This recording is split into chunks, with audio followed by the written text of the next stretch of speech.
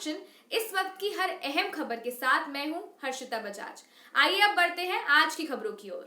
कल पूर्व मंत्री कांग्रेस नेता सज्जन वर्मा ने सांवेर में कैलाश विजयवर्गीय के मुख्यमंत्री बनने के लिए नवरात्रि में स्त्री का रूप धारण करने की बात कही थी। भाजपा नेता उमेश शर्मा ने आज सफाई देते हुए कहा, हमारे हिंदू धर्म में परंपरा है कि हम नवरात्रि और सावन में बाल नहीं कटवाते। उन्होंने कहा, कांग्रेस नेताओं का अहंकार पहले भी उनके नाश का कारण बना है और आगे भी नाश का कारण बनेगा। भाजपा नेता बाबू सिंह रघुवंशी, गोविंद मालू और जेपी मूलचंदानी ने भी कांग्रेस नेता सज्जन सिंह वर्मा के बयान की निंदा की। थोड़ा राजनीति में गरिमा का ध्यान रखिए सज्जन सिंह जी वर्मा जी और जीतू पटवारी जी। हम उस स्तर पर आना नहीं चाहते हैं और हमने विधि सम्मत मार्ग अपनाया है।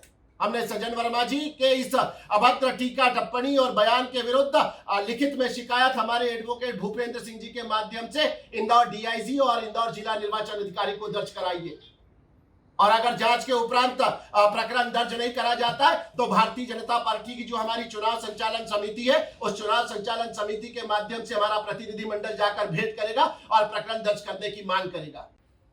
महिला मतदाताओं के बीच में जाकर उच्च शिक्षा मंत्री जी जो पूर्व है वो कहते हैं कि 200 और 500 रुपए रख के पोलके में तू वोट दे देती है। वो पांडवों को अत्याचारी बताते हैं। ये जो अहंकार माथे चढ़कर बोल रहा है, ये अहंकार इनके नाश का कारण पहले भी बना है और आगे भी नाश का कारण बनेगा। पर कैलाश विजयवर्गीय जी भारतीय जनता पार्टी के राष्ट्रीय महासचिव हैं और जैसा कि कांग्रेस पार्टी के नेता कह रहे हैं कि मुंह ऊपर करके थूकोगे तो ऊपर ही गिरेगा, तो आपका भी मुंह जरूरत से ज्यादा ऊपर हो रहा है और आपके ऊपर वापस गिरना है।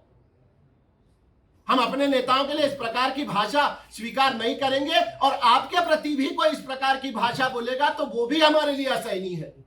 हम आपके राजनीतिक सम्मान का भी उतना ही ध्यान रखते हैं। हमने कभी आपके ना सज्जन वर्मा जी के बारे में अभद्र बोला, ना जीतू पटवारी जी के बारे में अभद्र बोला। हाँ, जीतू पटवारी जी से परंपरागत मेरा वार्तालाप होता है और आमने सामने की फाइट होती है, पर मैंने कभी भाषाई अभद्रता नहीं करी है जिस प्रकार की भाषाई अभद्रता वे कर रहे हैं।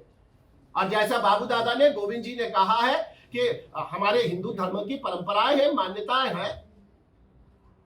हम लोग समय समय पर अक्सर होता है कि नवरात्रि आती है, श्राद्ध पक्ष आता है या अन्य हमारे इस प्रकार के तीज त्योहार आते हैं, श्रावण का महीना आता है तो हम केश लोचन नहीं करते। ये हमारे यहाँ परंपरा है कि एक जगह भी कहीं साधु के गुण प्रकट करे हो या शैतान की शिनाख्ती करी हो।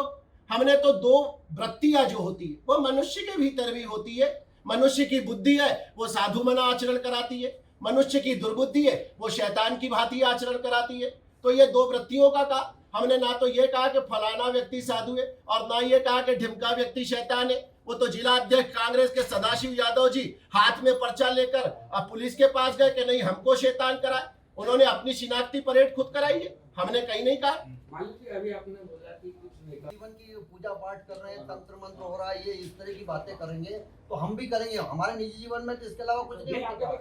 लेकिन अरे सबकी है, कांग्रेस के सारे नेताओं ये कब रखेंगे मालू जी, मीडिया के सामने कब रखेंगे? कहा है नहीं, निजी जीवन में हम नहीं जाना चाहते हैं। हमने ये कहा, चेतावनी दी है कि यदि उन्होंने इस तरीके से अगर संवाद पूरे डायलॉग्स बंद नहीं किए तो हम भी इनके निजी जीवन की जानकारियां सार्वजनिक करेंगे। हम सार्वजनिक जीवन में निजी जीवन को अलग रखते हैं। आपने घोटाले के बारे में भी कहा कि हम इनको जेल करवाएंगे उनमें। ये चुनाव के बाद जब जांच होगी सारे प्रकरणों में तो हम इनको जेल करवाएंगे। मालू जी, कमलनाथ सरकार ने माफियाओं के खिलाफ अभियान शुरू किया था, भू माफिया हो, शिक्षा माफिया हो या कोई सा माफिया, उसको आप कैसे मानते? उसको ये से मानता हूँ कि ये वसूली का अभियान था। अमित टोंगिया मित्र मंडल के नाम से विज्ञापन दिया था 26 जनवरी को जब कमलनाथ इंदौर आए थे। कौन था अमित टोंगिया? उसके बाद दूसरे दिन उसकी गिरफ्तारी कैसे हुई? पहले गिरफ्तार करने के लिए जब उसको लसूड़िया थाने ले गए तो शहर कांग्रेस के अध्यक्ष उसको छुड़वा के लाए और उसका विज्ञापन दे रहा है और बड़े बड़े फोटो लगा रहा है। महू के जब साधु का चरित्र जब प्रकट होता है तभी तो बोलते हैं कि वो कपटी है। और महंत, एक मिनट, महंत के बारे में आप जानकारी समझ लो। महंत कभी साधु नहीं होता। महंत जो किसी धार्मिक संस्थान के परंपरागत जो लोग चुने जाते हैं, उनकी बीवी होती है, बच्चे होते हैं, सब रहता है, वो साधु नहीं होता। महंत तो एक पदवी या जिसको बोलते हैं ना कामकाजी मैनेजर टाइप का आदमी होता है महंत साधु नहीं नहीं साधु ने मेरा कहने का बाबा की सिफारिश पर उनको भी पद दे दिया, तो मतलब बाबा की कितनी चलती थी नहीं, आपको गलत फहमी है कि बाबा को बाबा की की सिफारिश में दे दी, बाबा के साथ लेकर ना उसको अलग दिया, उसको अलग दिया। एक दिन लेकिन ये पार्षद का चुनाव आ रहा है, एक दिन घोषणा हुई। अब तो जो जिनका नाम क्या नाम है कंप्यूटर बाबा, उन्होंने उसमें रेत मामले में ब्लैकमेल करके और जो रेत माफिया जिसको ये लोग कहते हैं उससे कितने वसूली की, जरा आप नर्मदा केंद्र में जाके पता करो। ठीक है, केवल एक सवाल, यदि बाबा बीजेपी में आ जाते हैं अभी फिर पलटी देंगे? हमने अच्छे उद्देश्य के लिए देखो एक काम मिनट किया। एक मिनट भाई साहब लोग सब आप लोग हो, मैं तो 1967 10 दिन में सारे किसानों का सारा कर्जा माफ करूंगा, ये राहुल गांधी ने बोला था। नहीं तो जो मुख्यमंत्री बनेगा उसको हटा दूंगा।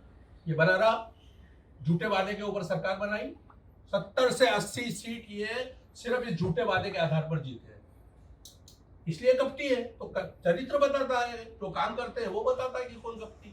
तो यही साधुता और शैतान का चरित्र। बस ये जनता तय करती है। ठीक भैया। कांग्रेस का अध्यक्ष था इसलिए इंदौर के कितने कॉलेज छूटे हुए थे उसमें से मैंने उसी दिन सुबह चुन चुनकर, और भारतीय जनता पार्टी का किसी ने समर्थन कर दिया, बाद में वो सब गलत निकला। इसलिए माफिया की कार्रवाई भी चुनिंदा लोगों पर की थी उन्होंने, जिनसे उनको डर था कि अखबार में छाप देगा। दादा आपके सवाल है, एक योगेन महंत है। आप इसी तरह लगातार खबरों के लिए बने रहिए हिंदी न्यूज जंक्शन के साथ। धन्यवाद।